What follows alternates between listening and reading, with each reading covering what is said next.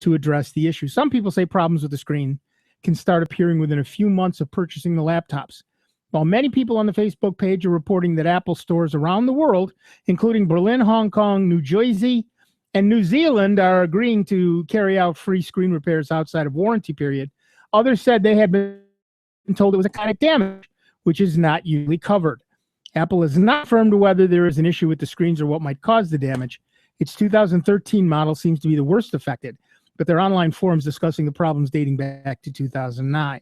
Customers who experience problems with their Apple products should contact Apple Care, a spokesrobot said. So our poll of the week at soundbytes.org. MacBooks sings. It happened to me. Now I'm worried. Nope. On Mac what now? So far we have 29 votes, and of course the vast majority of you couldn't care less about any Macintosh thing at all. But if you have anything you'd like to say about this, of course, check the forum, slide down the rightmost column, and you'll see fascinating stuff. The first link there is the forums, and the second forum is the poll discussion, and the first item is 11 July 15, MacBooks experiencing Staingate. And of course, you can give us a call, 585-966-CHAZ. That's 966-5299, or toll-free 1-800-790-0415. And if this does turn out to be a manufacturing defect or an OEM defect, Apple will likely issue a repair extension to cover it anyway. 27 there's a problem with some of the 3 even out of warranty. Keep the trade press and listen to us. Yeah, and this is the thing that makes me a little crazy, which is that it's instantaneous now. Everybody assumes it's an instantaneous response from somebody like Apple. Well, if they've heard about it at approximately the same time you did, they've got to spend a little time figuring out if A, this is a real problem, B, this is their problem, and C, how to deal with it if it is. And and yes, and how widespread is it? I mean, it's just like the hard drives and everything else. Right. Every manufacturer goes through, whether it's hard drives, screens, I don't care what it is, motherboards, they all go through how should I put it? The percentages, playing the percentages, because a certain percent of them are going to fail. Right. And I've had hard drive back when we were ordering, 30, 40 of them. It wasn't uncommon out of those 30 to 40 to have 2, 3 dead right out of the bag. Yep. And you just turn around, send them right back. That was just and that's an accepted thing, right? Steve Gibson told a story on Security Now how Compaq back in the day, when they were Compaq, would buy more drives than they needed, run spin right on all the drives, on the dock before they received them, and ship all the old ones, the failed ones back. Yep. And so he sort of got a reputation among the hard drive manufacturers that they didn't like him very much because companies kept shipping drives back that failed testing. Well, there's always going to be a percentage of everything that's going to fail. And it's very possible that at some point, Apple is like every other manufacturer nowadays. They buy 1 million from this company, they buy 1 million from that company, they buy 1 million. One of the companies may have had a production run that was damaged bad in some way. Yep, the platters or whatever. Well, in this case, the screens. Yep. One of the coating on the screens. If you look at the pictures, they really are kind of horrible. They're really very horrible. I didn't get a chance to see those. They're just it's a horribly ugly thing to see on yours, particularly something you just paid a few $1,000s for, and it's from a company. Yeah, that might be a little discerning. Right, that you expect to be as well pristine, put together as Apple. And so I think it's staingate.org or something. Because they don't come cheap. No Apple product does. Look at this. I mean, it's horrible. And I understand people would be angry about that. I would be. I certainly would be. I mean, I've got an old laptop that's got a little dent in the middle of the screen because it's got one of those little mouse pointer things in the middle. Thumb thing. The thumb thing. Yeah. And Eraser. The eraser. That's the word the polite word I was looking for. The eraser mouse. Yep. And between the G and the H, I think it is, or the H and the J. And at some point, because of the way this thing was manufactured, the lid closing on it, it's now about 10 years old, this laptop, and there's a little dent, in the screen, and it's a little miscolored there. Well, you know what? Oh well. That's life in the big city. But if I had paid $3,000 for that laptop and it was a few months old, I'd be angry. Well, then it's under warranty and you get it replaced. Well, right. That's what people are worried about, is when the warranty expires and the problem comes back. That's where you start worrying about needing to pay for an out of warranty service. And then one of the things that Apple is typically does is when they replace the display, they replace the entire display assembly. So the front glass, the LCD panel, the backlights, the electronics, the cables, the rear housing, makes it faster to display, and that's to change. That's why it's at $800 you mentioned. We use some third-party companies to do out-of-warranty repairs, and it's closer to $300 to $400 to replace just the glass. It's a pain because the glass is glued to the LCD panel, right? So it's a pain to have to do that replacement. So the parts are relatively inexpensive, but then the labor is terrible. Right. So you have the trade-off of which way you want to do it. Right, but it is kind of horrible. Yeah. And if I were an owner of that particular laptop, I'd be incensed as well. Yeah. And I admit that. Again, especially it's the price that you're paying, because as we've said before, the Mac side of the world will always be a lot higher in their product cost and everything else. Right. Hard drives, laptops, desktops, phones. You like this. I've had this Chromebook, which was $250. Yeah.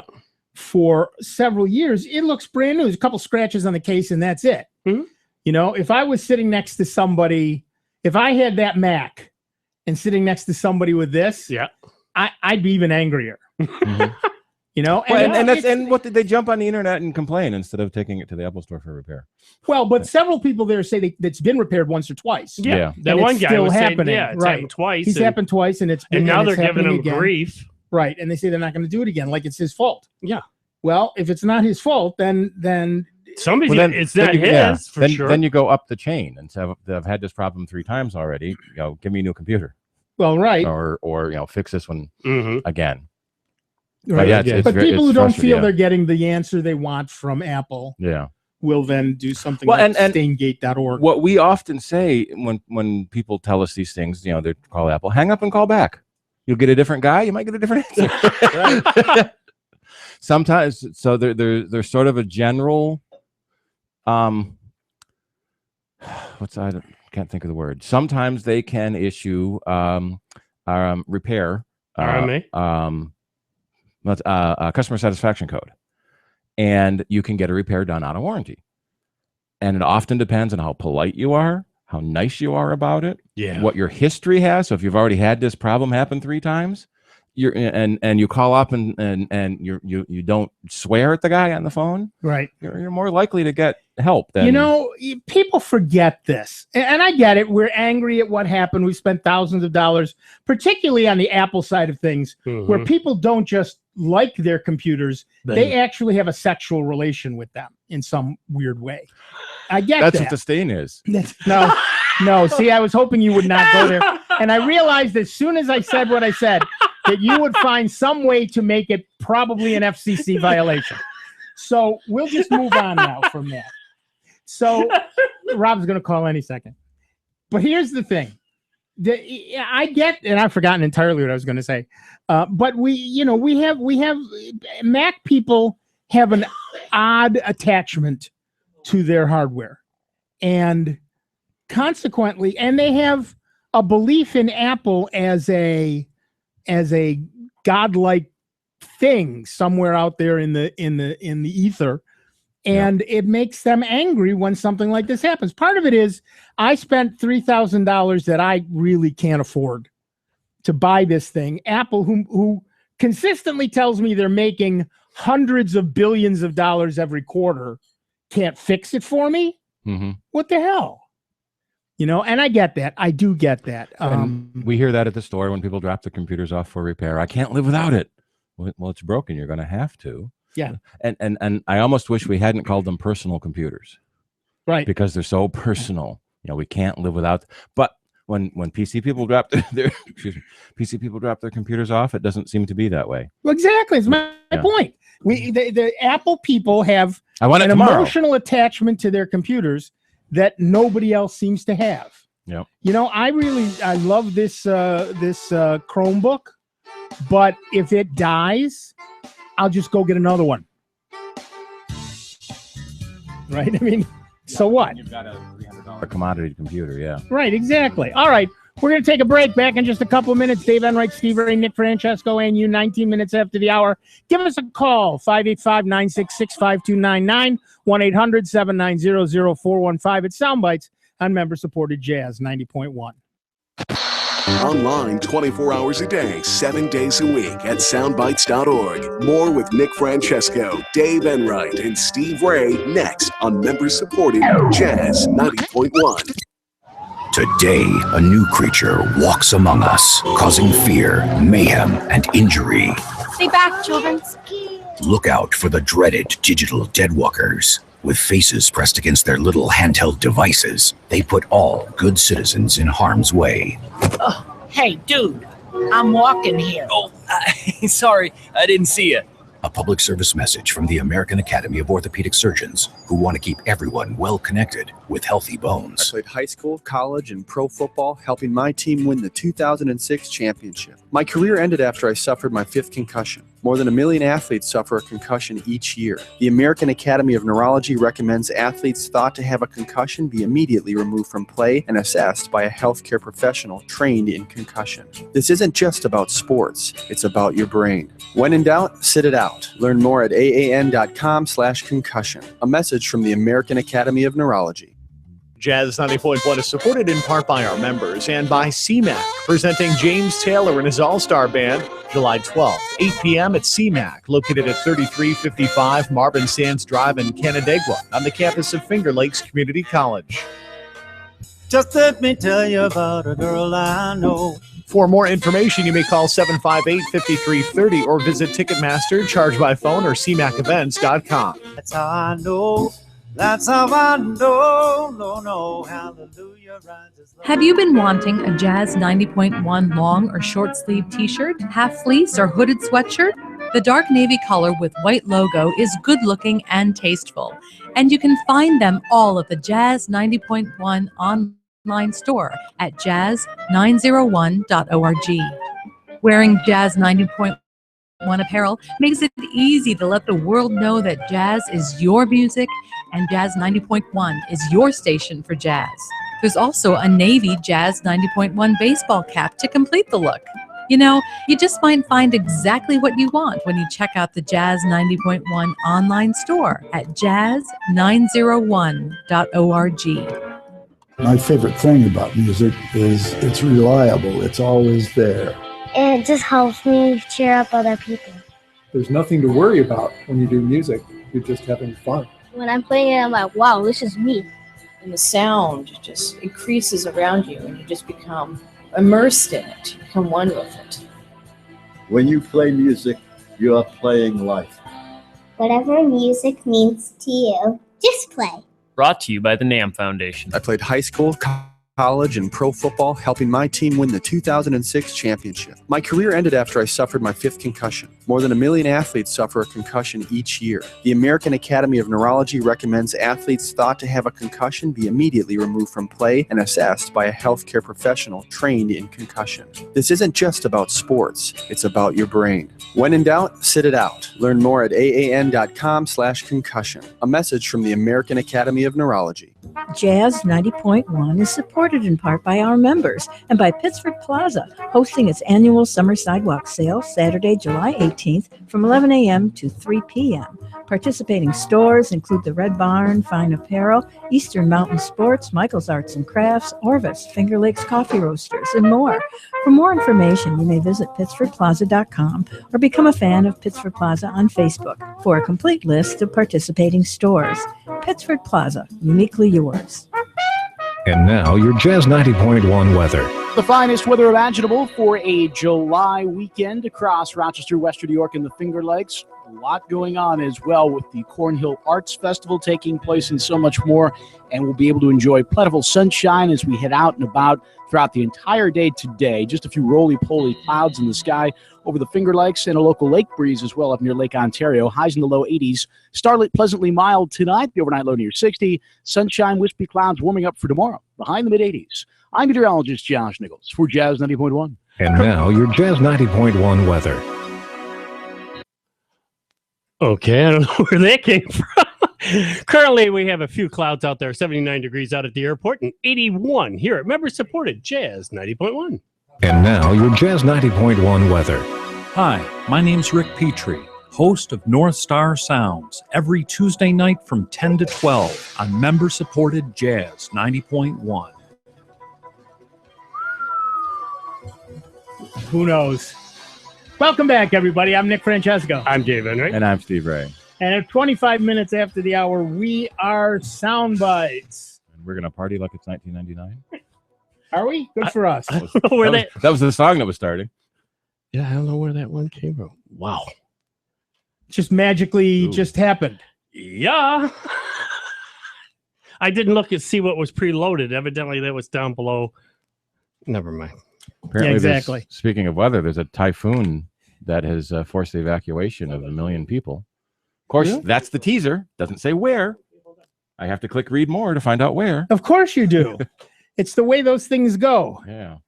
My favorite are the ones that it's like, what this dog did next shocked everyone. And what the dog did next was lie down and take a nap. Who is shocked by that? What kind of an idiot? I got suckered into one of those the other day. The dog climbed onto a kayak and his momentum of climbing onto it pushed it off into the lake. And that shocked everybody. That shocked people because the dog doesn't like water. So he just laid down in the kayak and waited for someone to come get him. All right. Our next caller is Mike from Caledonia, New York. Welcome, Mike. What's up? Hi, thanks. I got home. I usually leave my computer on all the time. Sure. And I shut it off because I was going away for a couple of days. And I came home yesterday and turned it on. And it was like a poof noise and smoke came out of the inside of the computer. Yeah. So I took it apart and I looked at the power supply and I could not see anything that burned. But when I plugged the power supply in, the fan wouldn't go on. Right. So You popped it. You're not going to see anything in there because if you were to take the power supply apart, all you're going to do is see a bunch of resistors and diodes and a pico fuse. You might see something, Bert, but not likely. I would think like a capacitor or something might could. I mean, gone, sometimes they will that. bubble up and you'll see them pop the tops. Or Right. where they've got a K, they'll Yeah, split. but often you won't see, particularly in a power supply, it could be buried so deeply, you'd have to completely disassemble a power supply to And find what it. that black puff could have been was power supply is like a huge vacuum cleaner, as I described to folks, because it's sucking air in to, keeps everything cool. Right.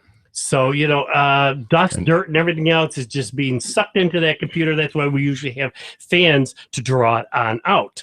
Right. And So that's probably what you saw was some of that dust and dirt inside there just going poof. And we often joke that computers run on smoke, and if you let any out, they quit working. You let out the magic smoke, you're done. But Yeah, it sounds fortunately- like you're going to have to replace your power supply. Yeah, fortunately, power think it supply has are anything pretty. to do with the motherboard, though, do you? Well, there's only one way to find out. Get a power supply. Yeah, Yeah. It's usually a $30 investment. Otherwise, Depending on how many watts it is. Yeah. So on the side of the power supply, there'll be a wattage, 400, 500, 600, whatever I was wattage looking. it is. I didn't see anything. That's why I was. Yeah, there's a label on the side there. You got to take. Yeah, What, you got to take it outside of the case. You're going to have to take that power supply out of the case, okay. and it's on one of the sides. Because It's it's not probably going to on be the, on the yeah, back. It's on the side you can't see. Oh, okay. Yeah. Yeah. What brand computer is it? It's a generic brand. I had Okay. a local guy make it for me. Then it's probably a pretty generic power supply. Well, if I've you- seen issues with Dell and Compaq where they use custom micro power supplies that are hard to find. Oh, okay. They're a bear. The name of the company is Enlight. I don't know. Enright, never heard of them. Okay. But yeah, you should be able to replace that fairly easily, and like Dave said, it's a $30 investment. If that's what did it, then you're done. If you want, you can look around the logic board with a magnifying glass and a light or something to see if you can see any smoke damage or damaged components. Through the power supply itself. Yeah. Yeah. Well, on your main logic board, yeah. Oh, but okay. it's usually the power supply takes all that and protects it from getting to the logic board to begin with. Right. Okay, I will give it a look then, and then I'll go out and buy a new one Monday. Yep. Okay, That's how it works. Thanks very This much. could be an opportunity to get a whole new computer too. That's right, honey. No. Wait. Well, yeah, wait till the Windows 10 machine. In fact, you Yeah, got a story Windows 10. later. Yeah, it's coming out. And in fact, I had somebody yesterday asking me the same thing. Want to run out and get one? I go, if you can wait just another week or so, Windows 10 will officially be out. Although well, we don't know when you'll be able to buy a machine with Windows 10 in it. Right. I can almost guarantee if they got final code already out there, most of the manufacturers, I mean, this is just hear me now. There will be some inventory still sitting around though. So yeah. Although there is some advantage to getting a Windows 7 machine now and then upgrading to 10. Yeah. Because if you don't like 10, you can go back to 7. If you get a machine that comes with 10, it'll be a lot harder to go back to 7. Right. Yeah, as a matter of fact, I've got sitting on the other computer, the icon sitting there waiting to do 10. So I think I might do that this coming week if I find the time. Well, it's not gonna do anything. You have to have signed up already. Yeah. To get it early, and then they're going to start rolling it out on the 29th. Yeah, I already did for the upgrade this one particular machine because Right. again, I want to play. Well, they're going to start rolling it out on the 29th. The people who are going to get it first are the people who actually signed up as part of the beta program. And then they're going to generally roll it out from other people. That's what we said that last week. We said, don't call us on the 29th if you didn't get your upgrade because A, we aren't Microsoft. B, it's going to be a while before it rolls out to the 150 billion people who have Windows machines. It may roll out on the West Coast first. Probably. But yeah. Our luck, yeah. Most of the time. Yeah. It's just like Dick getting internet. Everybody else around there. Get over yourself. Gets I green love light. it though. I love it. You still liking it? No, I love it. I do not like it. I love it. Yeah, I was just talking to somebody else about that. Who was it? Because they were very disappointed in one of the providers here that they got the upgrade to go the faster speed. Then they go, I don't see any difference. Yeah. I go, yeah, because there's so many determining factors. Right. And that's even true of mine. I mean, there are sites that I go to where stuff downloads so fast I can hear the sucking sound out on the internet. There are other times when it's just as slow as if I were running a modem. And that's because the other end is slow. There's nothing Greenlight or any other company can do about that. Once you get beyond their reach. Right. And it's called the World Wide Web. Right.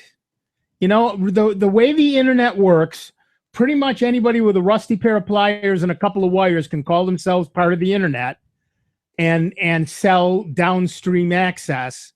So depending on who's upstream of you, you may get, but they're not upstream of you, but between you and the other end, there could be anybody in there. And stuff happens. I'll go to one place one day and it's very fast. The next day it's very slow because somebody in between them had a hardware issue. I've often seen it's the ads that are slow loading. Yeah. Because a lot of them only come from one or two ad aggregators. And so sometimes just hitting cancel and reload will make it load faster because it got a different ad. Right. Also, there was a college that did an ad block thing essentially at their edge. In other words, it blocked the ads from coming in to the entire campus network. Yeah. For a week as just part of a test. Their network traffic dropped 25%. Yep. Oh, yeah, that's not hard to believe. I've also seen studies that show HTTPS secure traffic is significantly smaller and faster than non-secure traffic. Right. And so the move to make every website secure is going to help speed that up too. Right. Google is also doing some things now. You can set it so that Google servers will compress a website before it gets sent to you. Yep. And there's a new protocol coming on, SPDY, right, to replace HTTP. that is a lot faster than HTTP was. Right. So all this stuff together. So the content providers, the standards providers, they're all trying to make everything faster. Yeah. Right. And again, it's getting everybody online and, in line right to do all this. I mean, and of course, Internet 2, which we do not have. The average schmuck on the street does not have Internet 2. But Internet 2 is a minimum. Third world. Right.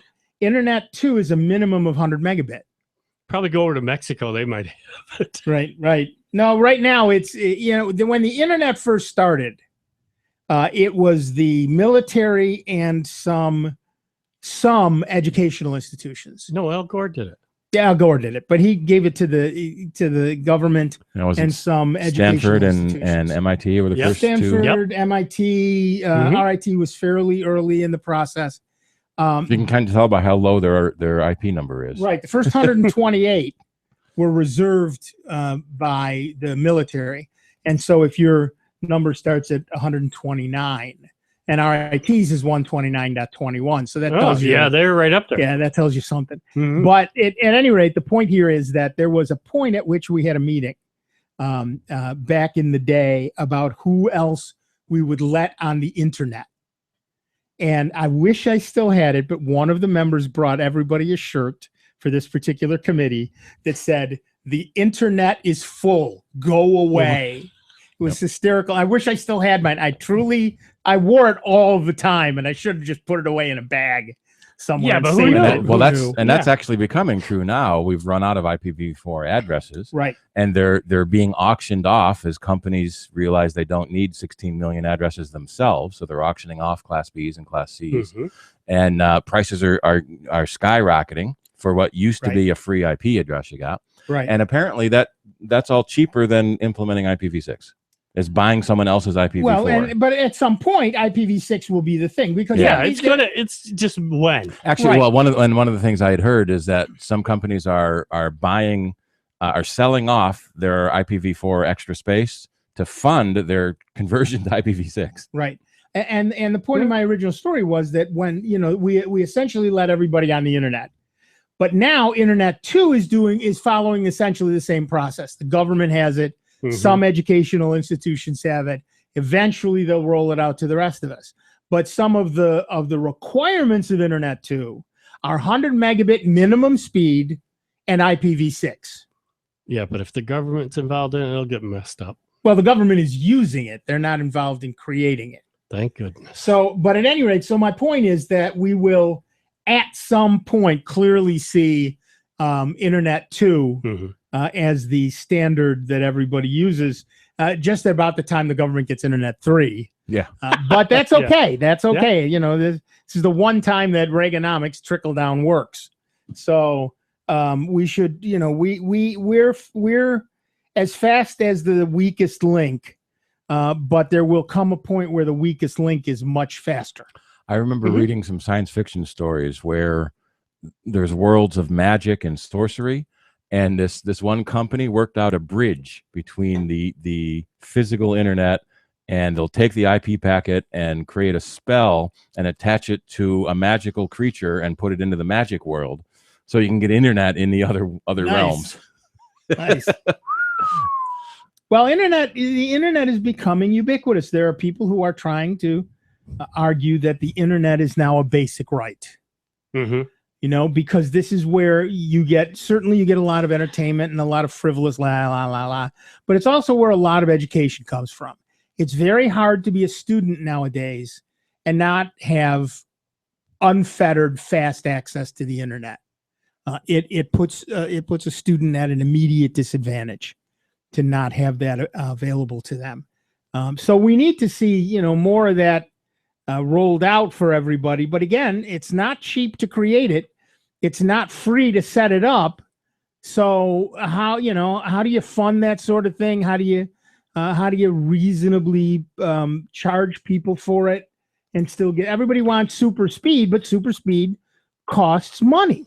We had somebody text us here, just to jump in for a second here. Yeah. Let's see. The person says, I have Windows 7 SP1 HP notebook. It is set up. It's up to date, but I never got the Windows 10 icon. will I ever get the icon or be able to upgrade to Windows 10? You should. Yeah. You should. The Windows 10 icon is in the lower right corner there. It may be hidden because you don't always see all the icons. And if you have automatic updates turned off, it may not be there. Yeah. Because Right. it came in as a Microsoft update. Right. So if you haven't been doing your updates, then you don't have that. But look not just at the ones you can see, but generally there's a little thing that shows you all the ones you can't see. And I'll post a link on how to manually reserve your copy now. Perfect. And in the meantime, we're going to take a little break. Back in just a couple of minutes with Dave Enright, Steve Ray, Munich, Francesco, and you. 39 minutes after the hour. Sound Bytes, the longest running computer show in the known universe, on the truly great and solely member supported Jazz 90.1.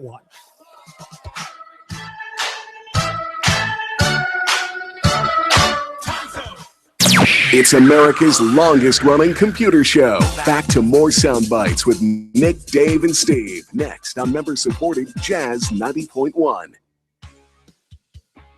Introducing a new day of the week. Someday. Now, everything you were going to do someday is on the calendar. Want to retire someday? You'll really want this. A My Social Security account at socialsecurity.gov. You can estimate your future benefits and manage current benefits online. Millions of people have a My Social Security account. Get yours today because someday is here at socialsecurity.gov.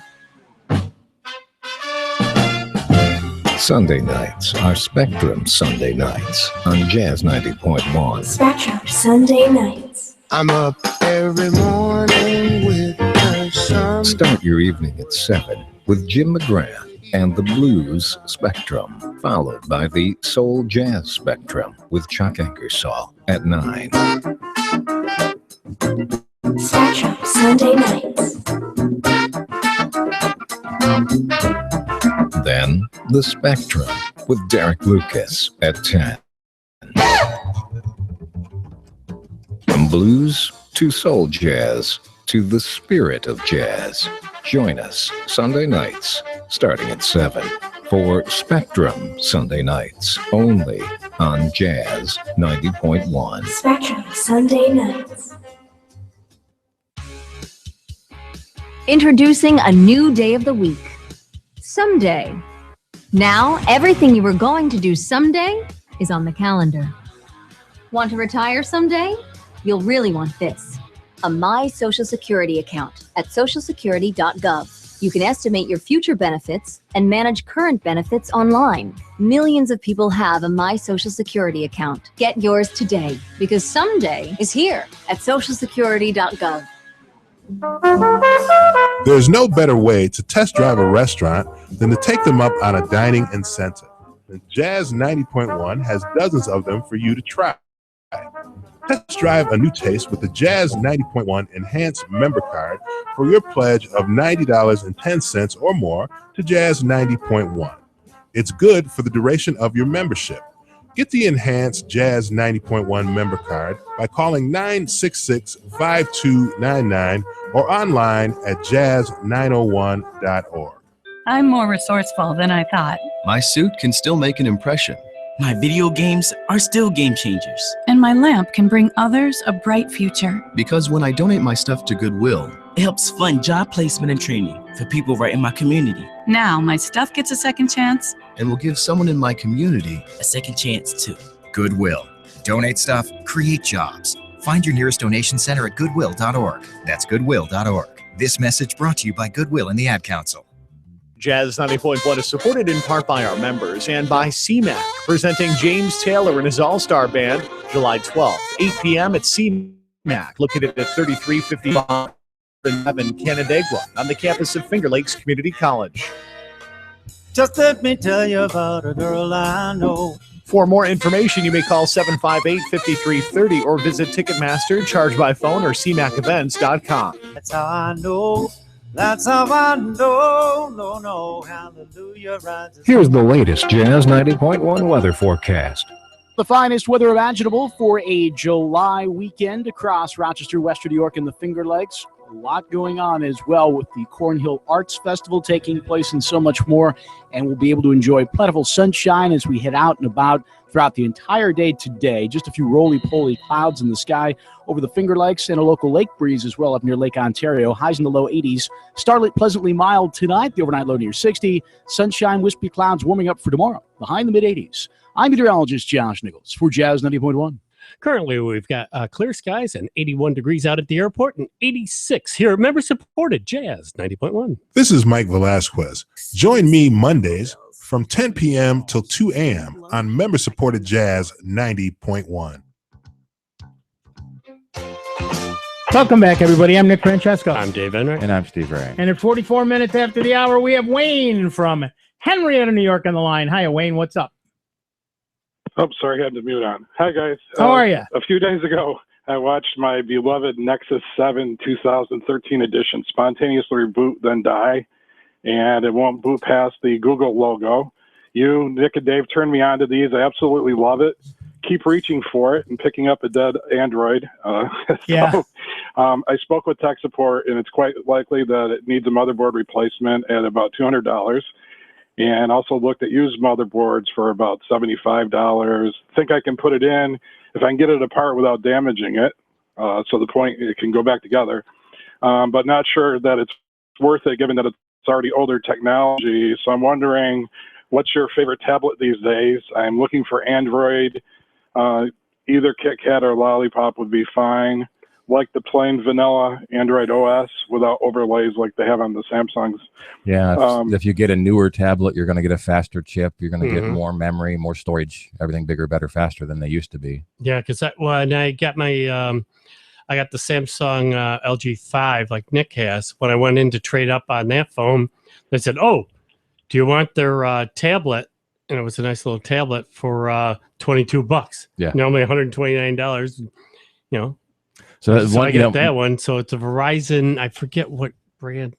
I've heard that Verizon is doing that with a lot of different tablets, really undercutting retail prices for them. But your first decision on a new machine is whether you want to get the 7-inch or the 9-inch or the 10-inch or what size you want. Yeah, I like the 7 or possibly 8 because in my hand it's great for using as an ebook reader with my Kindle app. But I haven't found anything that I like quite as much as the Nexus 7. So. Well, and I'm with you. I one of the problems that I have with my Nexus 7, sadly, is that it's just, I've got the original one from 2012, and the latest update slowed it down horribly. What version of update are you on, Nick? I know 5. Yeah, the version 5 update pretty much killed a lot of the next 5 trashed it. I just upgraded to 5.1. I haven't had time to play with that because right now, to be honest with you, my other tablet, like you were saying there, Mike, the other tablet's faster. Although the Nexus was a great machine when it was out, it's just... So it looks like the 7 Google has not updated. They have a 5, 6, and 9 now. Yeah, they have the 9. In the 9 it's about twice the price that the Nexus 7 was. Right. Also. Yeah. And the 9 is too big. I want something that's the size of a paperback. Right, exactly. So I'm looking at the NVIDIA Shield, which is an 8-inch tablet. Yeah, somebody mentioned that to me at Best Buy the other day. I hadn't heard of it. Yeah, NVIDIA makes really good stuff. It's the same maker as the high-end graphic cards? Yes, exactly. Yep. Okay. Dell makes an 8-inch that I have not seen yet. Looks like Asus makes a 7-inch. The other thing, though, Asus made the original Google tablet. I looked at those as well. There's also a new Lenovo tablet out there. Not quite as high resolution, but for $129, I thought, well. Yeah, exactly. The other thing that I would recommend is, all right, you can go to Best Buy, you can go to BJ's or Sam's, you can go to Staples, you can go to Verizon, you can go to all these different places and see their tablets on display. Right. And actually put your hands on them, see how you like the clarity, where the buttons are, the various features, and actually do a hands-on. How heavy they are. Yeah. Yep. I have. Still can't decide. Yeah. It's a very tough choice. That we can't help you with. I will say that I generally like Lenovo's products. Yeah, Lenovo's good. But then there was that Superfish mess they did. So I know a lot of people are boycotting Lenovo. Yeah. I love their tablets. I mean, their laptops. Yeah. Yep. Again, you got to go out and test drive some. Oh, by the way, the question about the Windows 10 icon coming up. Mm-hmm. I have a year-old machine. It came up eventually, but when it first came up, it said that my processor wasn't compatible, and I knew that couldn't be right. So they've had some issues with the notification icon. A couple older machines, I actually had to go on and look at that manual method. Steve, you were talking about, and that made it eventually come up on some of the machines. So, but if you don't get the reservation icon, it won't download it automatically ahead of time. Yeah. And if you do can have download the ISO and do a clean install too, which I recommend anyway. Right. So. And if you do have a name brand PC, they will probably have specific upgrade instructions because you may need to upgrade drivers either before or during the Windows 10 install. Right. So that's one of the advantages of a name brand PC is they usually put out those upgrade instructions. Right, and I've been doing the technical preview since January, so I've tried almost every version that came out. It's definitely it's gotten a lot better, especially in the last 3 builds. So it's quite stable now. And a couple of the older machines, I was wondering, is this going to be compatible? Because I've been installing. Obviously, there's no drivers, additional drivers for them right now, and it's actually been. I've been amazed. I have an old Lenovo laptop that's about 8 years old, and it's working pretty good on it. So I'm pretty optimistic this is going to be a good release. Supposedly, though, if you still, which I'm is just stashing my Nexus 7 aside because supposedly 5.2 is coming out, and that's more or less Nexus's way of apologizing that it's coming out and it's going to put things back and everybody should be happy, yada yada yada yada. But I'll believe it when I see it. Right. All right. Well, thanks a lot. Good luck. Let us know what you decide. All right. And how Take care. happy you are with it. Thanks. Yep. That's one thing we've always seen in the Mac world is that there are too many choices in the Windows. It's great to have choices, but I don't want to have 20 choices. Right. two or three maybe. Right. So how do you decide between a $50 no-name brand tablet and a $200 high-end brand tablet? Right. Oh, I forgot to mention we're on YouTube now. If you search for soundbytes.org, you'll find us, and we are. And I have the link at the top of the right. Our homepage. Right, and that'll. So if you want to watch what you want to see us live, that's the way to do it. All right, we got time for another call? Yeah, let's go for it. Sure. Our next caller is Ed from Canandaigua, New York. Welcome, Ed. What's up? Hey, guys. Good morning or good afternoon. I've got the Windows logo on my laptop, and I signed up for the Windows 10 update. Mm-hmm. And a couple days later, the icon came back on with the same thing, sign up. Mm-hmm. It's been there ever since. Can I assume I got the confirmation that I signed up, but shouldn't that go away? Well, it depends on their notification system might have gotten messed up, so you're getting a duplicate. You would think it should go away. I sign up again? I guess that's the question. Wouldn't hurt. Couldn't hurt to sign up again. What's it going to do? You get 2 copies instead of 1. If you're pretty All right. sure you're in the same place and doing and looking at the same thing, and it's not it's not on a web page somewhere. Yeah. Right. Make sure it's actually in the box at the bottom. And what do you call that down there in the lower right corner? Taskbar, yeah. Down the lower right-hand corner. Yep. That's where I signed up. Yep. Yep. That's the place. Now, my wife's got a used laptop. It's got Windows 7. Mm-hmm. She hasn't received anything on that yet. Is that a problem with registration, or? No, the theory is everybody will get it. It's just not going to come all at once. And the other thing is, too, it's going to be how old the machine is, the laptop, because you could have Windows 7 on it, but, it's like any of the other operating systems. We can put it on, it'll run. Are you going to be happy with it? Maybe not. Depending on the processor, how much memory is in it, the hard drive space. Those are going to be a lot of factors because some folks, they got it. And, I get the Windows 10 update. And they've got, say, a 40 gig hard drive or a 60 gig hard drive. And 7/8 of it is already filled up with music and pictures, guess what? That operating system isn't going to fit. Yeah. And you can go True, in. but if I get it while it's free, it's no big deal because Right. Yeah. they're No, not no. going to support Windows 7 anymore. So Correct. Yeah. I'm just stating a generic, thing for folks to look out for. And you can go in to customize your system tray and turn off that icon if you don't want to see it anymore. yeah, well, I just want to make sure that they do have the reservation. So maybe I'll go through it again. Yeah, won't hurt. Like I say, so you wind up with 2 copies. No Yeah. big deal. Yeah, if you got the response code, then that's probably indication that you do have it. You can also go back to the icon. So here we are. So I just found on their FAQ list, the icon stays; it doesn't go away.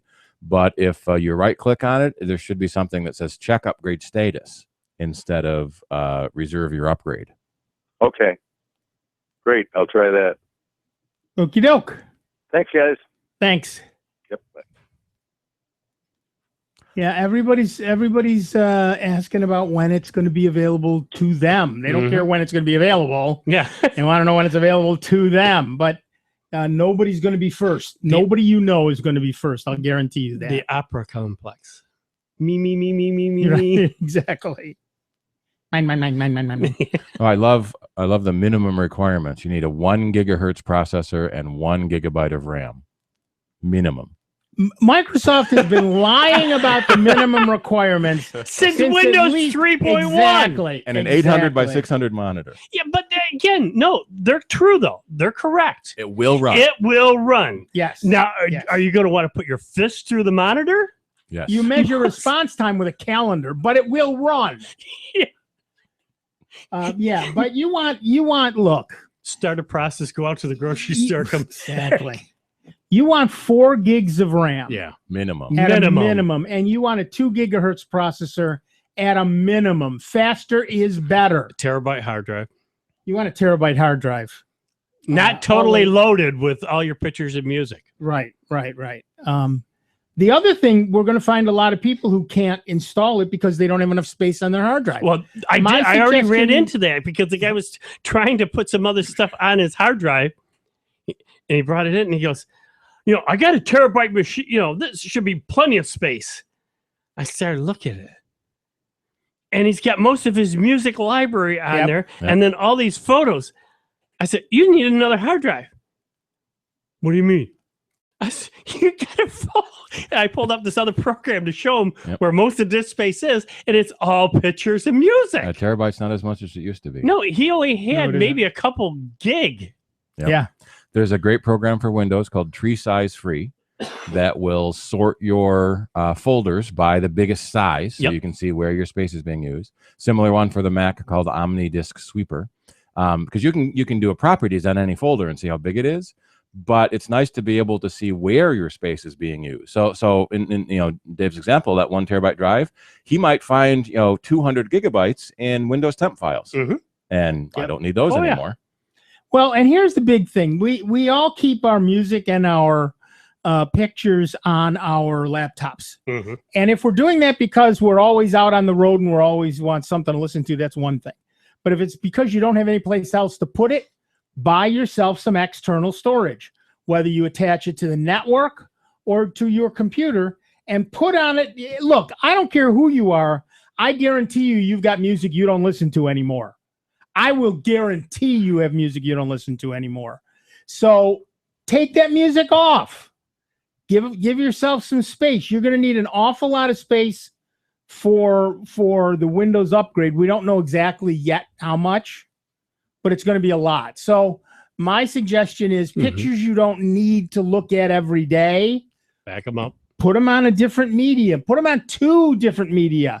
Get yourself some sort of external backup drive, and so also put them on flash drives, or buy 2 external backup media and put them on your network and save stuff to them, and then take them off your main machine. First, if you've got everything backed up on a laptop, that's bad to begin with. Laptops get moved, laptops get dropped, laptops break. If you only have 1 copy of your data, you don't have your data anymore. So you need to make a backup somewhere at the very least. and make 2 backups, and then you don't have to keep it on your laptop, and you can free up that space for your upgrade. We're going to get a lot of calls about, well, it won't upgrade. What do I do? Make some room. Why do I want to get rid of everything? You don't have to get rid of anything. You back it up somewhere else. Why is there so much space in this Win directory? I deleted it. Yeah, exactly. Exactly. All right. That music tells me you've wasted an entire hour of your life with this nonsense. And we know that you're not a quick learner, so you have the chance to do it again on the other side of this break. But you are listening to Dave Enright, to Steve Ray, to me, Nick Francesco. We are bringing you the longest running computer show in the known universe, and you can join in the mayhem. 585-966-JAZZ. That's 966-5299. Toll free 1-800-790-0415. Join us. We have a whole nother hour of this nonsense coming up. And so we'll see you on the other side with the longest running computer show in the known universe. That's right. It's Soundbites, and it's right here on the truly great and solely member-supported Jazz 90.1. See you in just a few minutes. Computer talk you can understand. More Soundbites is next on member-supported Jazz 90.1. Expensive medical bills. Company layoffs. Student loan payments I couldn't afford. Whatever your situation, an NFCC agency can help you find real solutions to get your finances back on track.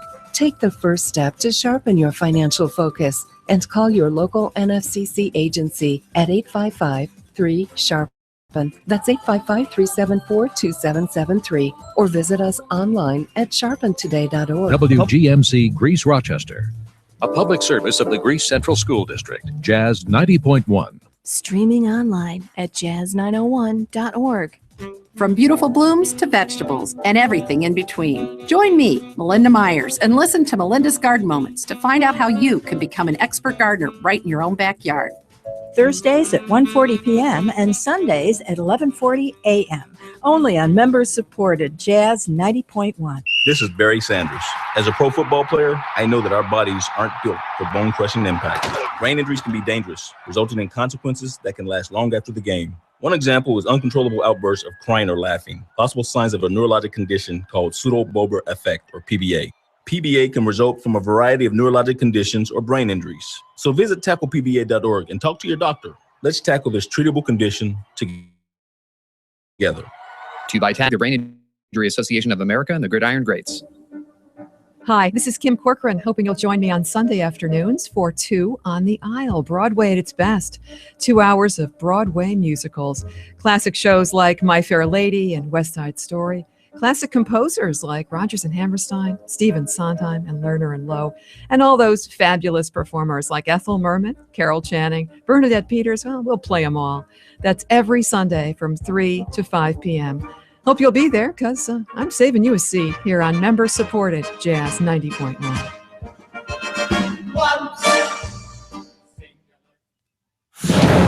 A top ISIS leader is dead after a drone strike in Afghanistan. Former Taliban leader Hafiz Saeed killed along with 30 other insurgents.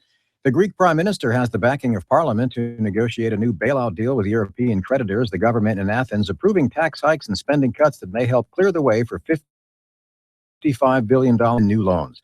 Pope Francis is in Paraguay celebrating his first Mass in that country.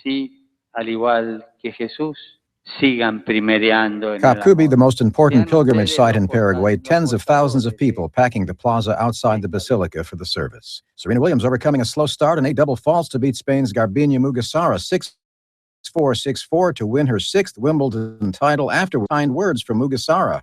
I love to play in big courts. I mean, Grand Slam final for me is, a dream come true. And, I also want to say congrats to Serena. She's still showing us that she's world number 1. I'm Michael Toscano. I'm more resourceful than I thought. My suit can still make an impression.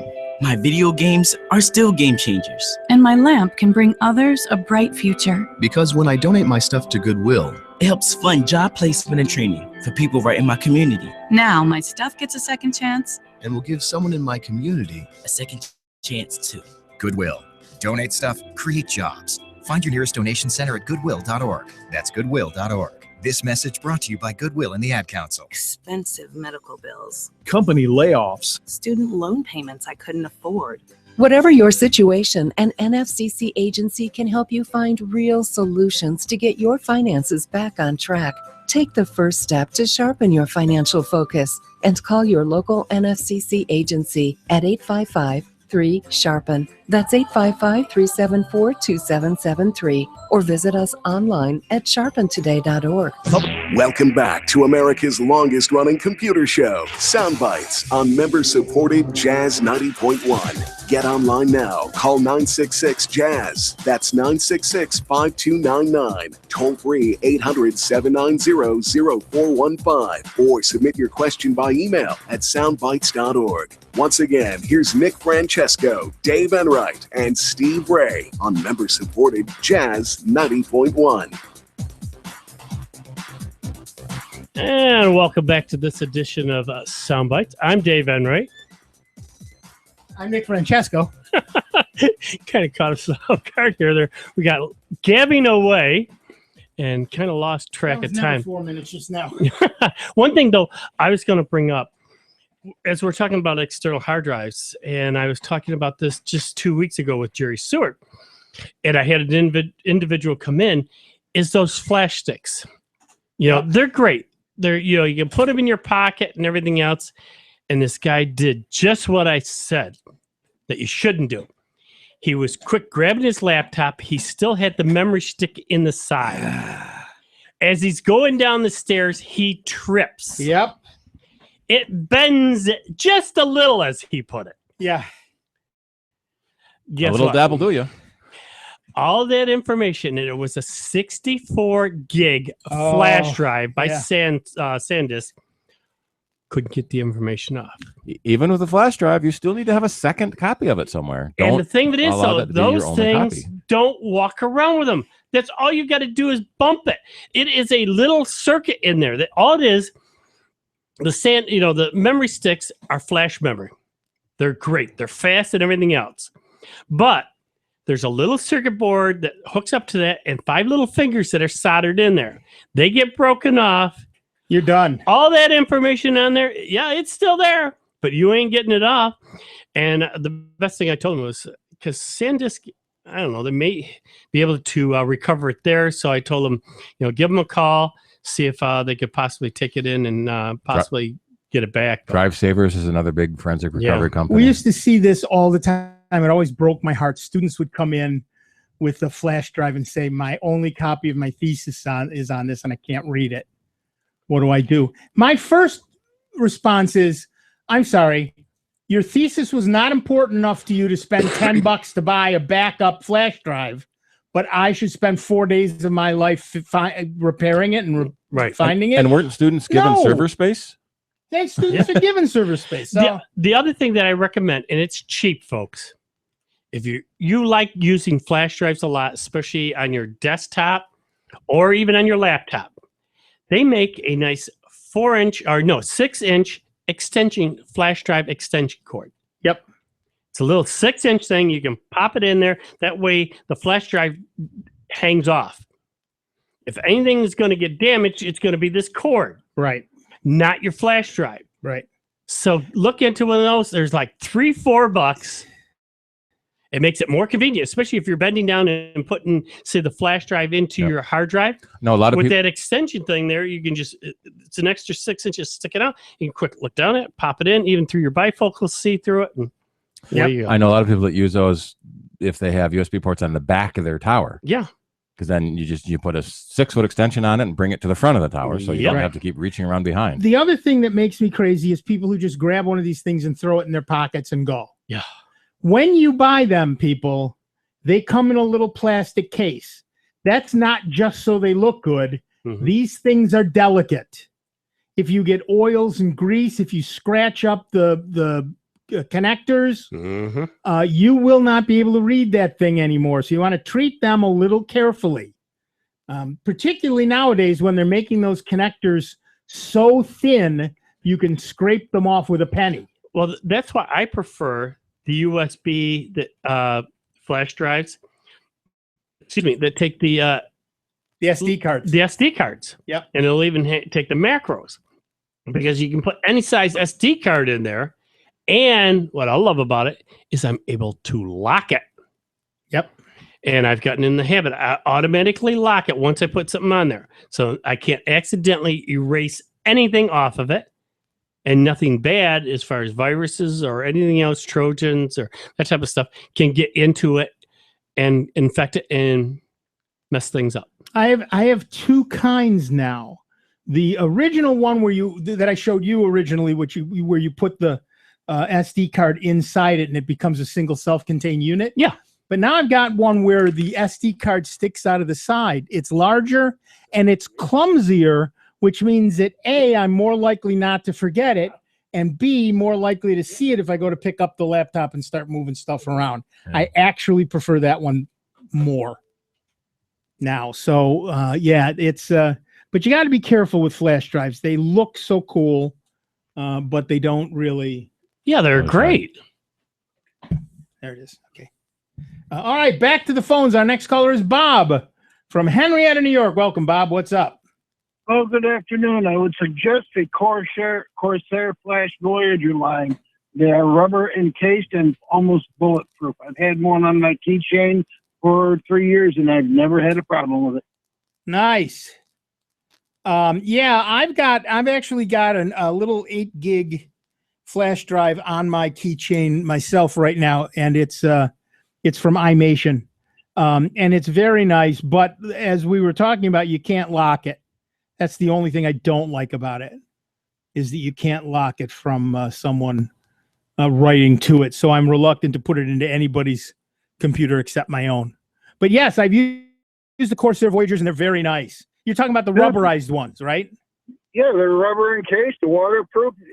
You really got to work at it to wreck one. Yep. Yeah, but no, like Nick said, though, the only thing I'm apprehensive about is not having a lock protect on it. Not having a lock protect and leaving it in the machine to bend. The other problem is you bend the inside of the connector inside the computer. You're done now because that's soldered on the motherboard. And that's why I say that's where those extensions, it's a 6-inch extension for USB cables. Yep. And I've got them throughout the shop and upstairs. And like Steve said too, if that's not long enough, get one, the standard 3-footer, hook it to the back of your machine, bring it around front so it sits on top of your tower or even on your laptop. So it brings it around the side and you can use it. Yep. But that's an excellent idea. The Corsair Voyagers are a nice line. Thanks, Bob. And they do have one called the Flash Padlock 2 that does have hardware encryption and lock on it. Yeah. That's not cheap, but it's probably not, whereas every SD card has a lock. Yeah, on that's what I love about this one.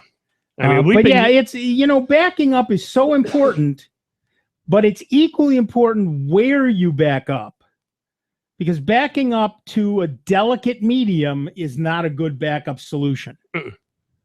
If you have a flash drive that you just plug in, back up to, and then put it in a drawer somewhere, that's not bad, because you can do that to 2 or 3 or 4 of them. Having something, but now it still requires that you sit down and do it regularly. If you've got something sitting on your network and you can set up an automated backup to it, that's better yet. And putting it out on the cloud is equally as good, because frankly, any of the reputable places will do the backup, their own backups, which means that your likelihood of losing your data is very minimal. So I'm a huge believer in backing up to the cloud. Oh yeah, definitely. I'm a huge believer, and it's pretty cheap these days. Oh, and of course, we're going to have all the people say, "I don't pay for backup because I'm a cheap son of a pup." Yeah, well, but the Google Drive good for you. And $5 a month is the average going price. Right, but good for you that you're cheap. But so what? When you lose your stuff, what have you got? An extra $20 in the bank? Big frickin' deal. Exactly. Who cares? And then when you Your bring it to stuff is us gone. to try to get it off, it's going to cost you a lot more than $20. Thank you. But it's ridiculous. Spend the money and make the backups. It's like the old Pram oil filter. You can pay us now. Yep. Or pay us later. Yep. One way or the other, you're going to pay. And I get it. There are a lot of people on limited incomes. I'm one of them now. But you got to set your priorities. I have pictures of my daughter that I don't ever want to lose. That's worth it to me to back those up. It's worth it to me because I'm using Google Photo, which backs up everything for free.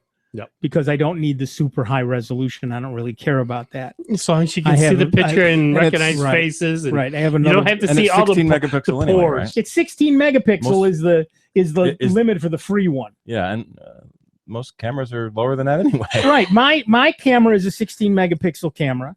The iPhone camera is 8 megapixels. So you're not gonna exceed it anyway. Yeah. Yeah, I was gonna say you don't have to count each nose hair in the person. Yeah, exactly.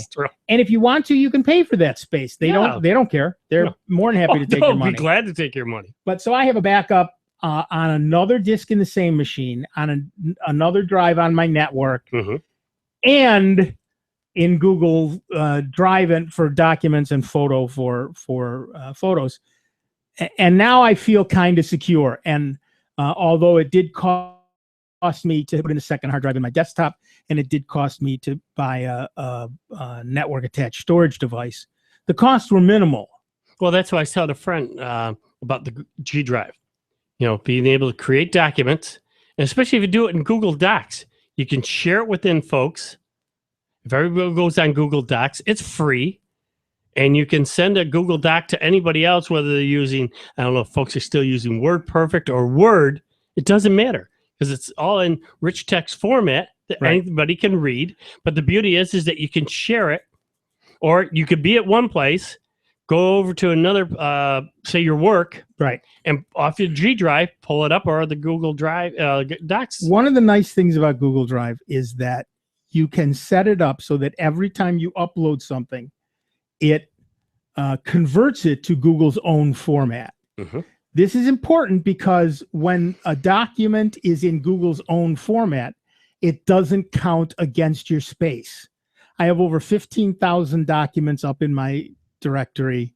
I also have over 15,000 photos in my Google Drive, and I'm using less than 2 gig of my disk space and most of that is a couple of movies and a couple of not commercial movies, but movies, and a couple of PDF documents. But the rest of it is all essentially free space. And when I send something to somebody, I can send it directly from Google, but I can also download it as a Word document or as an RTF or as a PDF. And send it that way, and then it's it's essentially the same thing. Yeah, no difference. It doesn't, and the folks behind the scene or receiving it don't need to know that. Right.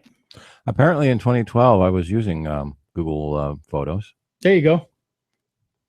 We probably talked about it back then. I uploaded a few photos to it. And never did another thing. Christmas of 2012 at my mom's house is on there. Nice. I talked a little bit about this last week, but I'm kind of amazed at how very cool Google Photos is. They probably rolled Picasa Web into this, didn't they? They probably did. So you probably saved it in Picasa. Yeah. Yeah. Yeah, but I've got, like I said, 15,000 photos, and I'm using a total of 2 gig of my disk space, and that's mostly some things I could get rid of any day. That's mine, isn't it? It's my father. That's the manifest for my father's boat coming over in 19 whatever. Maybe 1915. How did I get a copy of it? I don't know. I shared it. Probably it's on a shared drive. Are you sure those aren't my photos and I just shared them with you? Not unless you were at my mom's house for Christmas. No, probably my not. My sister there. Yeah, it's broken computers. I'm pretty sure not. The office. I say we didn't get an invite. I know. Well, now you know where you stand. Yeah. Clearly. Thank you. No, I'm a big fan of free storage, and 16 megapixel maximum limit per picture is not a big problem for me, and converting things back and forth is not a big problem for me when it results in essentially unlimited free storage. So I'm pretty happy with those as backup options. But you got to find something that makes you happy and do the backups. It tears my heart out when somebody says, my only pictures of my parents were on this drive. And I or meant to back them whatever. up. And I meant to back them Yeah. up.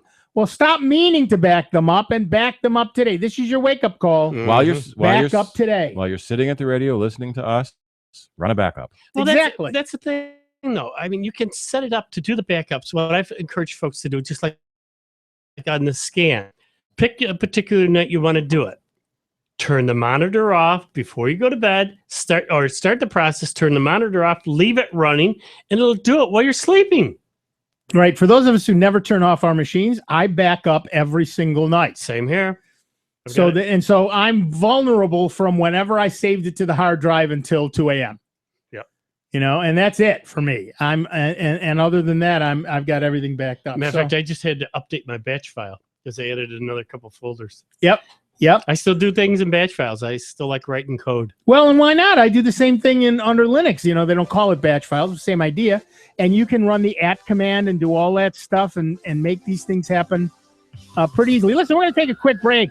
Back in just a couple of minutes with Dave Enright, Steve Ray, me, Nick Francesco, and you. Give us a call, 966-5299, 800-790-0415.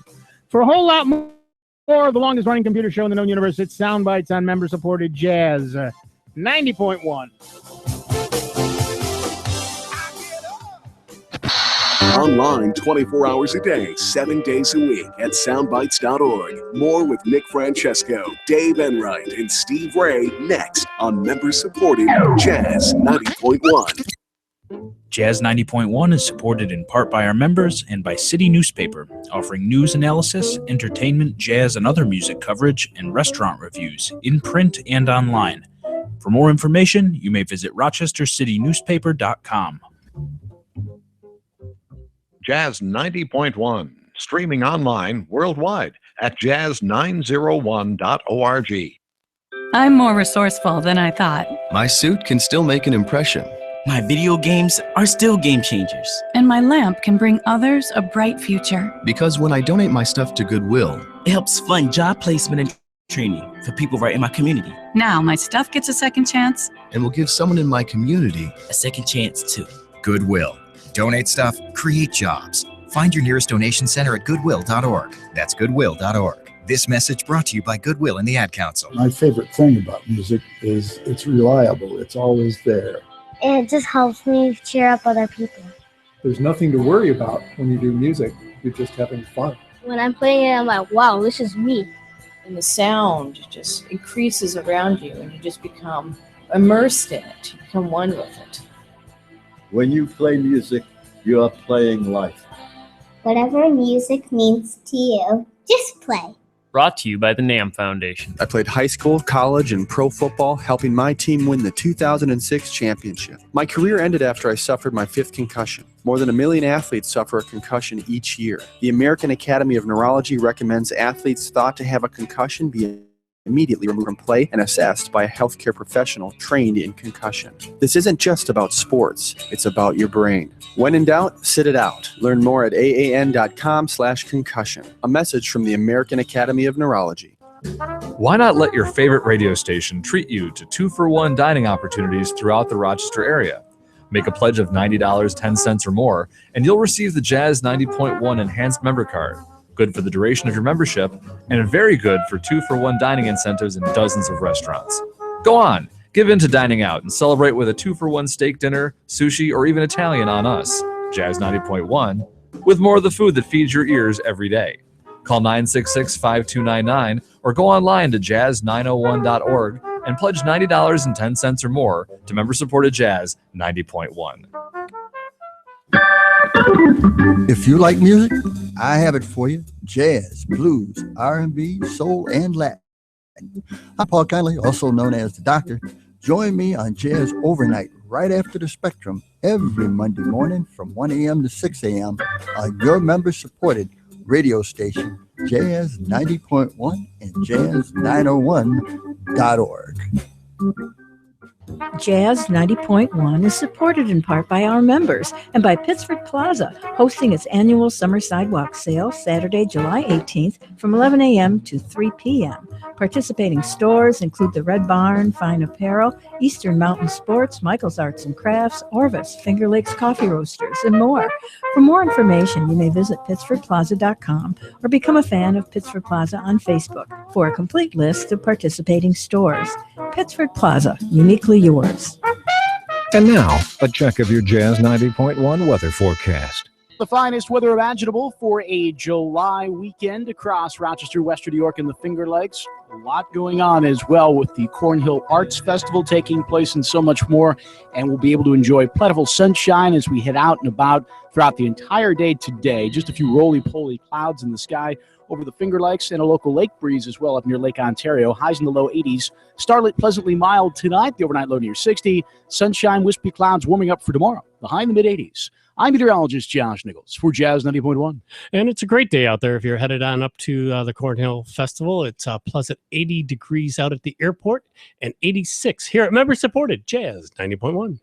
Hi, I'm Jim McGrath, host of the Blues Spectrum. I hope you can tune in this Sunday evening from 7 until 9 for some of the best blues around here on member-supported Jazz 90.1. Welcome back, everybody. I'm Nick Francesco. I'm Dave Enright. And I'm Steve Ray. And at 24 minutes after the hour, we are Sound Bytes, and we have Gary from Greece, New York on the line. Welcome, Gary. What's up? Yes, I got a question on Facebook. Yeah. When I tried to start a video chat either in Firefox or Chrome, I'm having trouble with both the video and or audio in each browser, and I can't get people to hear me most of the time on Facebook, on Firefox. And this is on websites? Yes. Mm-hmm. Generally speaking, you need a video player for that. And I'm checking to see if we can find out what it is. The most common video player is Flash. And Flash video player gets updated quite frequently. And the browsers will disable it if it gets too old. I've got it disabled in Firefox, and I know Chrome supposedly doesn't have one. Yeah, Well, Chrome has Flash, but auto updates it itself. Okay. So what?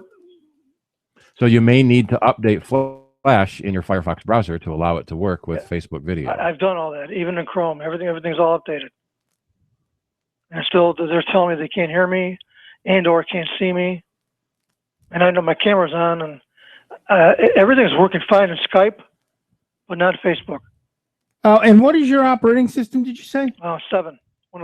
Windows 7, yeah. And when you play a video on Facebook, can you hear the sound then? Yes. Mm-hmm.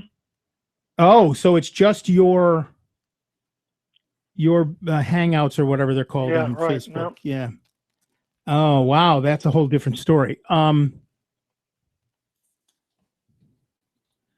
That may, as Steve said, that may still be a Facebook issue. Okay.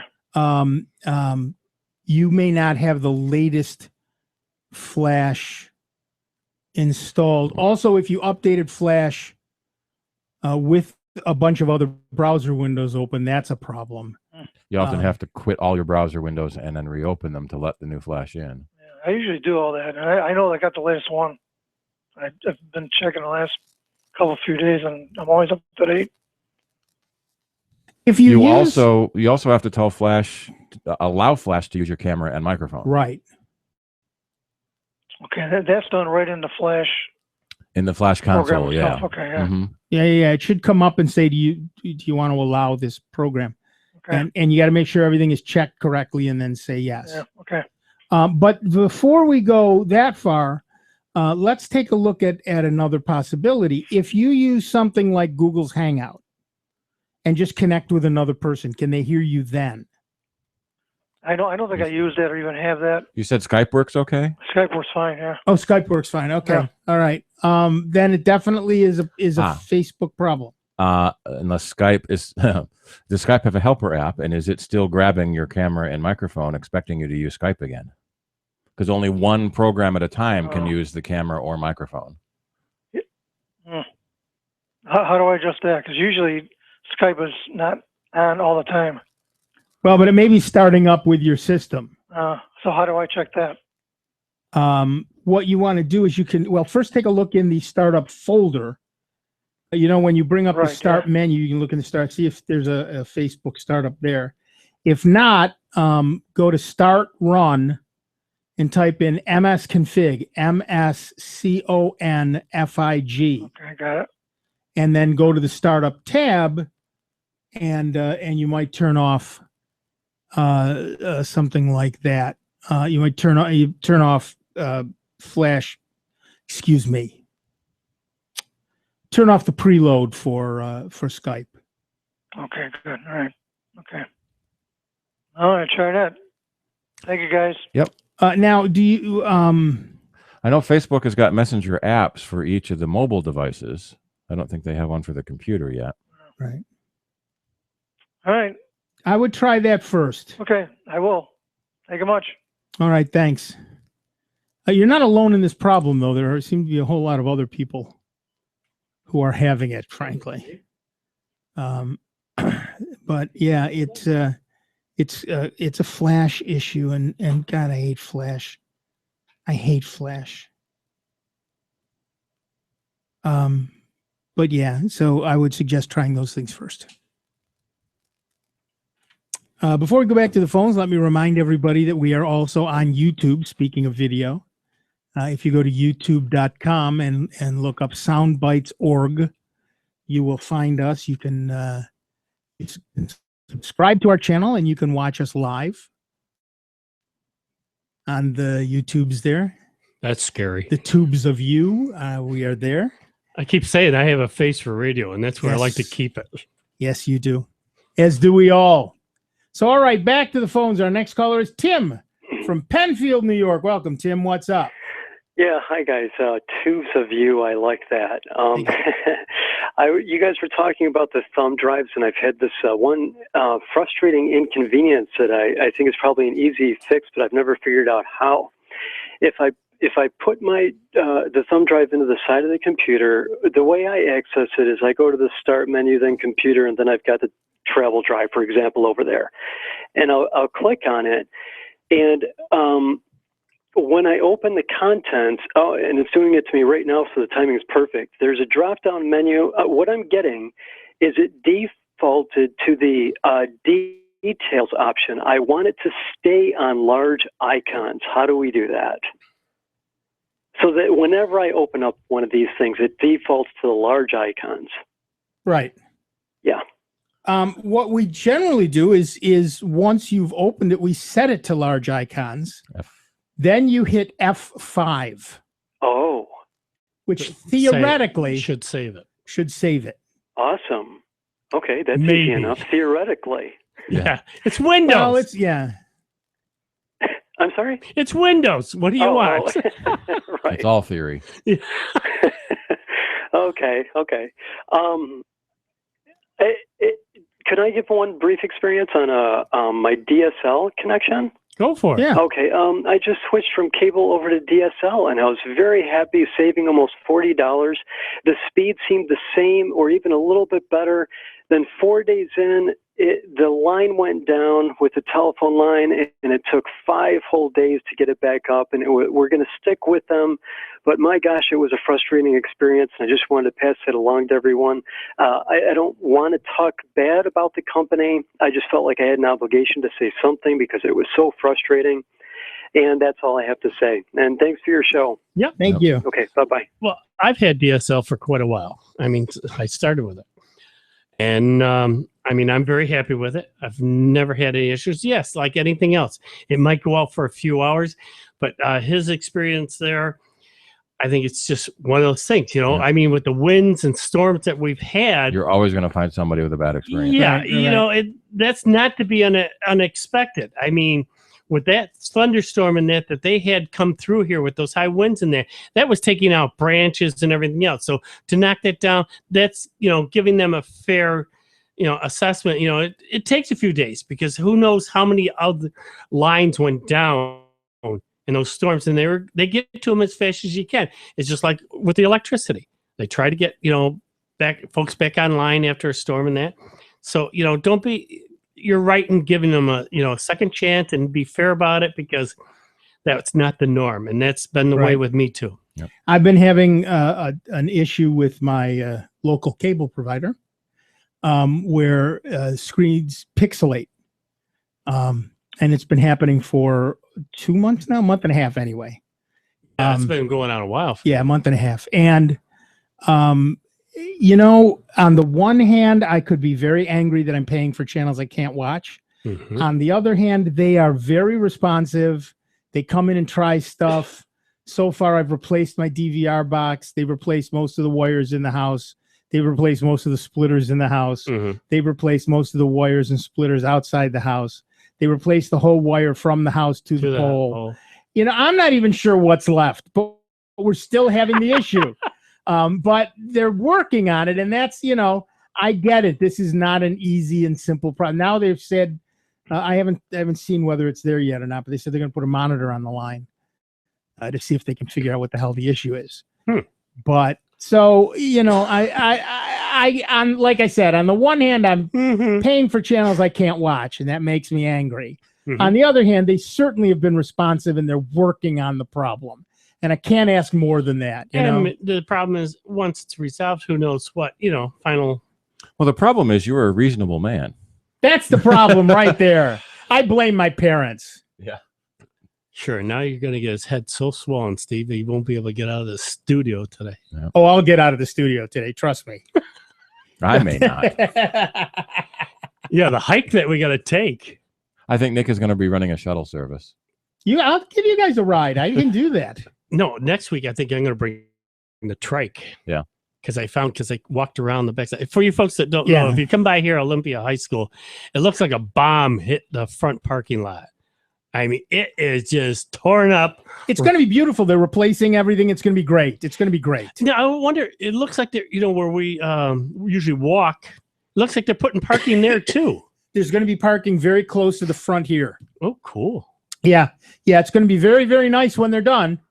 It's just going to be a while till they're done. Well, like I said, that's just like me and my local cable provider. You know, they're working on it. They're just not done yet. It's a pain while they're working on it, but Right. when it's done, it'll be beautiful. Right. Yeah. So, like I say, I took sort of the long way because Thursday night when I came in to do the show, I trudged to the parking lot. I took one look at that today because they got so much more dug up, and it's like, yeah, the sidewalks are gone. Everything's gone. Yeah. It's up and down. I figured, no, it's been raining and everything else. Now I don't want to trudge through the mud. So I went around the back way. Took a long. Probably could have. Yeah. There's a construction trailer on the other side too. That's all right. The trike will go around there. Yeah. No problem. I'll have to see next week what I can do because, you know, I have the cane. Yeah, but you got I got that teeny little car, so you got a Cracker Jack box there. I do. And if the trike can make it, your little car can make it. Yeah, we'll see. But it's, you know, it's going to be great when they're done, and I'm very looking forward to it. Yep. It's a needed improvement, and it's great that they're doing it. So. Yep. Going back to our Facebook caller, I found a section in the Facebook help about uninstalling the Facebook video calling plugin.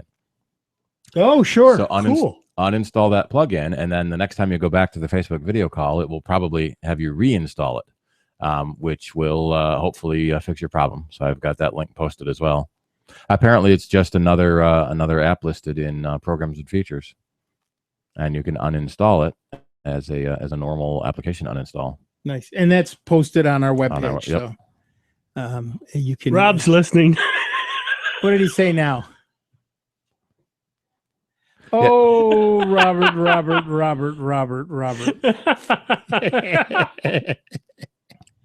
We got him to listen. He's listening. Apparently, he wasn't listening the first hour, but he's listening the second hour, and that's nice. And now he's wondering what he missed the first hour. And now he's paranoid. I love keeping him on the edge. I live for that. Excuse me. I beg your pardon. All right, let's read another news story. I don't like that news story. Let's find a better news story. I don't like that news story. I don't like any of the news. It hasn't been good for Apple these last few weeks. Apple appears to be experiencing a learning moment that many of its Android arch rivals, including Samsung, have already painfully experienced. You can lead customers to smartwatches, but you can't make them buy. Indeed, the Apple Watch is a blockbuster, but only in smartwatch terms. Last year, all Android OEMs combined only summed up to roughly 720,000 sales of Android Wear smartwatches. When the Apple Watch went on sale on an April 10 via pre-order, it quickly racked up 1.5 million orders in a week, doubling Android's entire sales total for the last year. But it's been a bumpy ride from that point. Until mid-June, the Apple Watch was not generally available for order. Apple blamed supply issues, complaining the supply struggles were sinking sales volume. But the supply reportedly smoothing out, Apple is running out of excuses. Apple Watches are available. Apple fans just don't seem to want them. That's the take home from a new market research report from Slice Intelligence, a firm that tracks purchasing decisions based on a proven methodology. To track sales, Slice Intelligence examines a slice of the market, 2 million consumer subscribers who have consented to have their email receipts screened. According to Slice's numbers, during the strong start, Apple was selling about 200,000 Apple Watches per day, which is a very impressive mark. But currently, it's only selling about 20,000 on a good day, between 4,000 and 10,000 on a not-so-good day. Extrapolating for a month of sales, assuming 50% good days, that equates to pre-holiday monthly sales of about 405,000 Apple Watches a month. Again, this is very impressive by Android Wear standards, but it's nothing short of an epic fail by the unrealistic expectations set by analysts who predicted tens of millions of sales in the development of a third tier to the iPhone plus iPad mobile legion. So far, it's looking nowhere near as many customers want a smartwatch as want a tablet or smartphone. Slice also notes that the more purpose-built Fitbit sports bands line is outselling the Apple Watch despite having a mere fraction of the marketing muscle behind it. Smartwatch claims that Apple has sold only about 2,000 units of the Gold Watch Edition, which starts at $10,000. While likely up to two-thirds of that total of pure profit, it's a fair question to ask that 13 million or so in profits is worth it for all the jokes, negative publicity, and criticism the overpriced model brought. Either way, it's clear that if the public is lukewarm on the prospect of plain old Apple Watch, it's even more apathetic on the prospect of paying $10,000 for a golden case smartwatch masquerading as a nouveau luxury brand. So do you own a smartwatch? Why? Give us a call, 585-966-JAZZ. That's 966-5299, toll free 1-800-790-0415. While you do that, we're going to take a quick break. Back in just a couple of minutes. Dave Enright, Steve Ray, Nick Francesco, you 40 minutes after the hour. Sound Bytes and member-supported Jazz 90.1. Before you call into our show, please make note of the following rules. 1, turn your radio down. 2, turn your radio down lower. 3, remember, nobody has invented a good-sounding speakerphone yet. Don't use them. 4, make sure you have a point. It makes for a more interesting show. 5, calling does not guarantee you'll get on the air. No whining. 6, if you do get on the air, please do not tell the host what you just told the screener. We don't care. And 7, is that radio turned down yet? We hope this will make for a more enjoyable program, and we thank you for your time.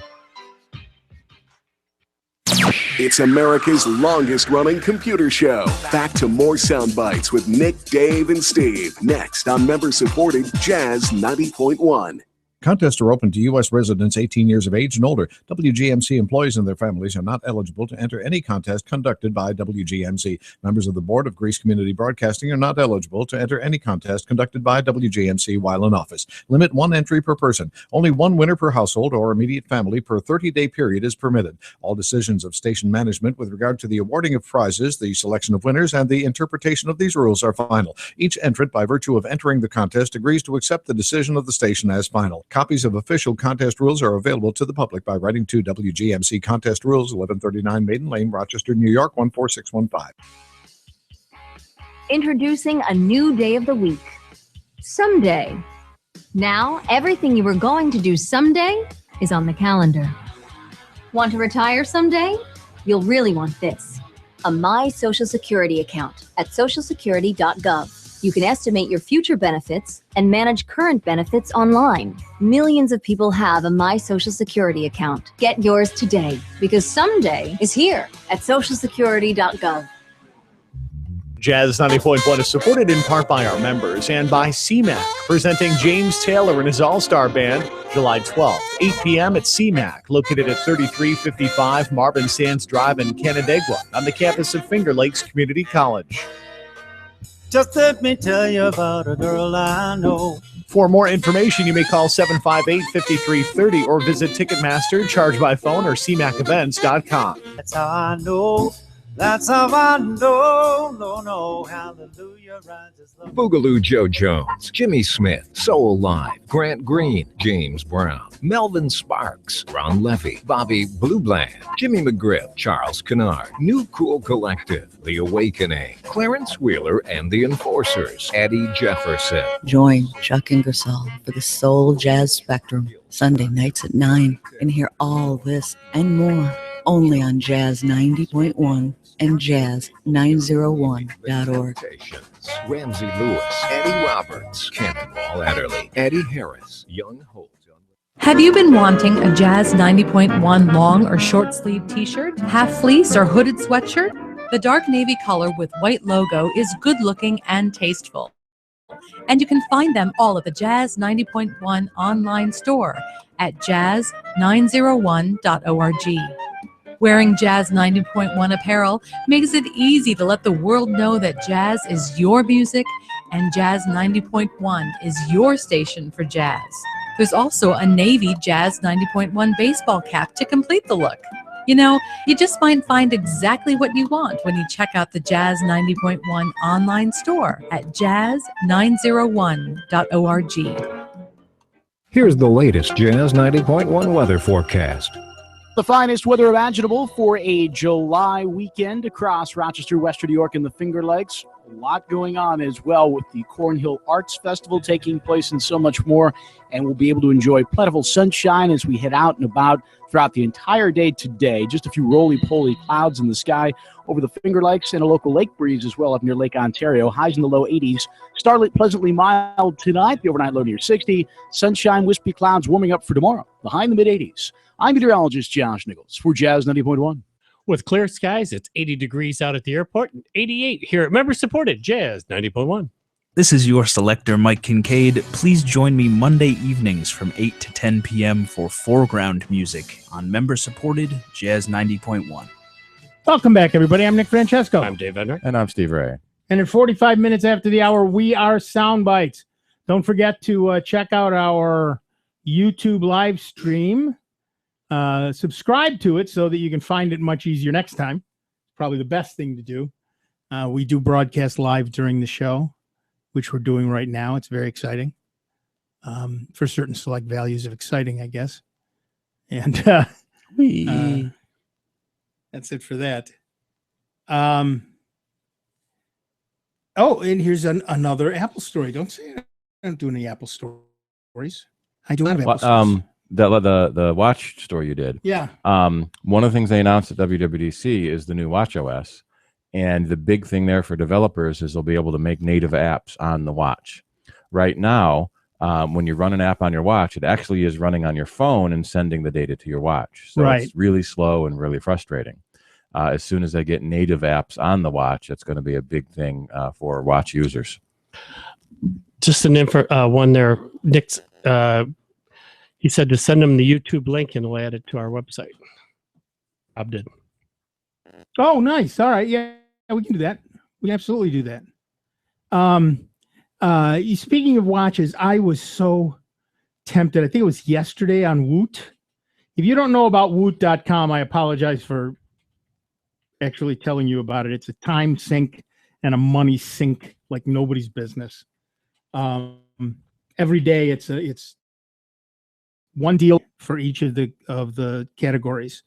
When the thing they're selling is gone, it's gone and it's never coming back. A couple of days ago, it was Google Android watches for ridiculously cheap, and I came so close to buying one. But again, what am I going to do with it? Yeah, I don't like wearing watches. I don't wear a watch. I don't wear any jewelry at all. I wear this one band. Yep. That was given to me decades ago, and it's about the only jewelry I. But we all used to wear watches. I used to carry a pocket watch. Yep. I haven't worn a watch since high school. You've always been weird. I've always been weird, and I absolutely unique. Admit that. No, not weird. Yes, unique. Now, if I could get a smart pocket watch, I actually now that might be something I'd own just to own it. Now that would like. I do miss. I did have a pocket watch for the longest time, and I did like that.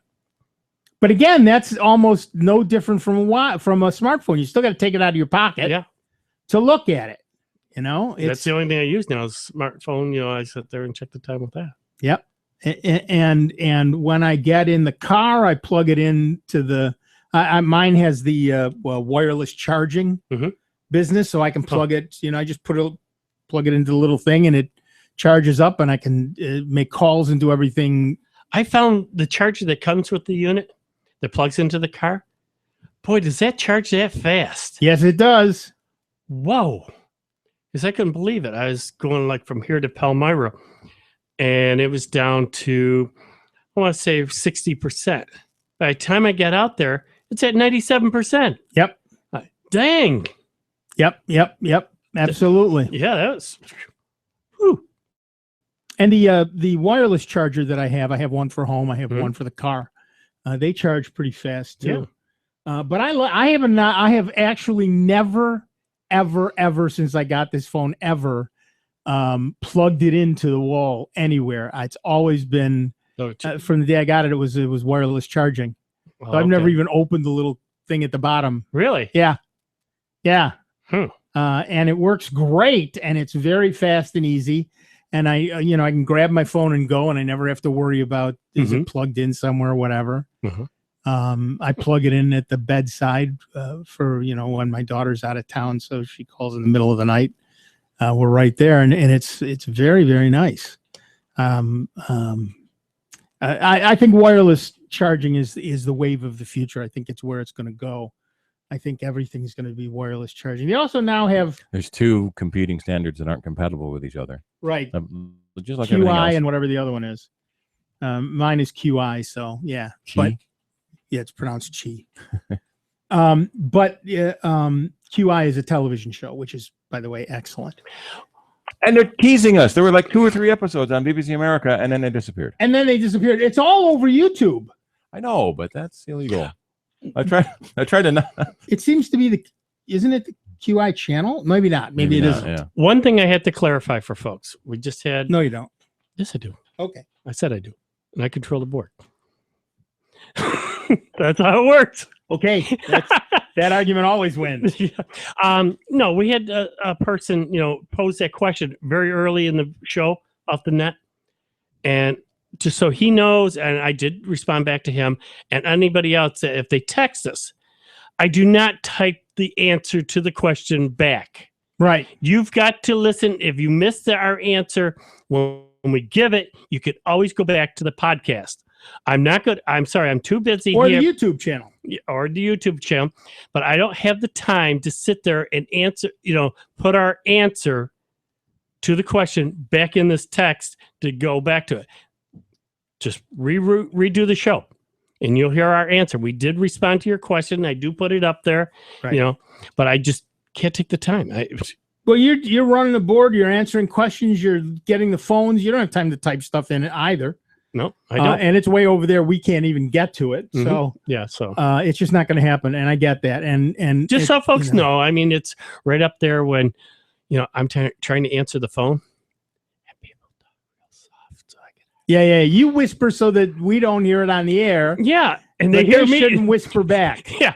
When you folks, and I've said this before, when you folks call in, I have to whisper.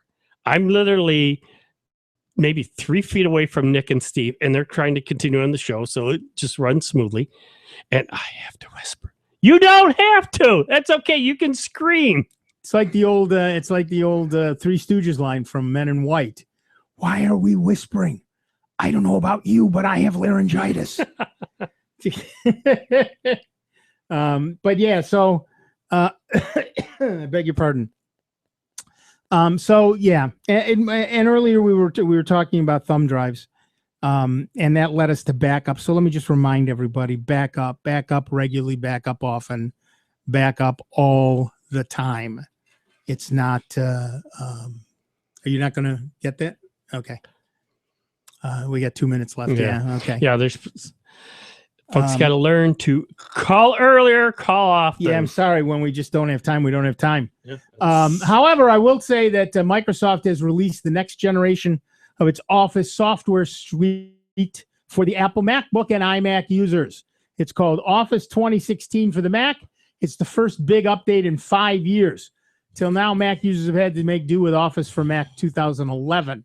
The new version brings major updates to Word, Excel, and PowerPoint, which include big design changes, optimization for the high-resolution Retina display that some MacBook variants have, a bunch of new features, great focus on document collaboration, as well as cloud storage integration. And that is, of course, the big thing here. The new Office 2016 for Mac is available to download now, but it isn't free. Office 2016 for Mac is currently part of the subscription-based Office 365 service, which is the same for all platforms, Windows, Macs, Androids, and iOS. Two options available at the moment. Office 365 Home, which is $10 a month, which allows users to run the Office suite on up to 5 PCs or Macs and 5 phones and tablets. The lesser-priced Office 365 Personal, which is only $7 a month, allows Office use on 1 PC or Mac, 1 phone, and 1 tablet. However, if you are willing to wait, Office 2016 for Mac will become available as a standalone one-time purchase from September.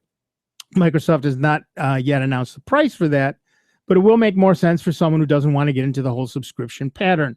Although that's clearly the way Apple is going. They've said Windows 10 will be free for everybody. Microsoft rather has said that it will be free for everybody, but the next version after that, which will simply be called Windows, will be a subscription-based model. Get over it. It's coming. Everything is going to be subscription-based. Yeah. $10 a month for Office, $20 a month for, well, we don't know what the price is going to be for Windows, but you get what I'm talking about. That's the way that sort of thing is going to go. All right. It sounds to me like we are done with the show. I want to apologize to the people to whom we did not get. Really, we can't take a call with 1 minute left to go in the show. You need to call earlier. And that's it for this week.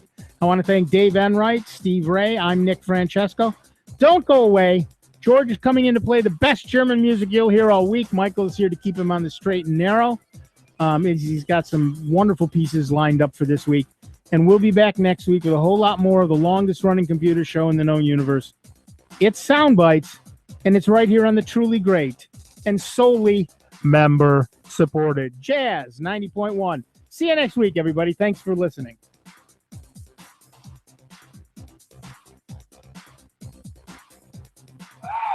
Here are the Jazz 90.1 Club calendar highlights for Saturday, July 11th. Michael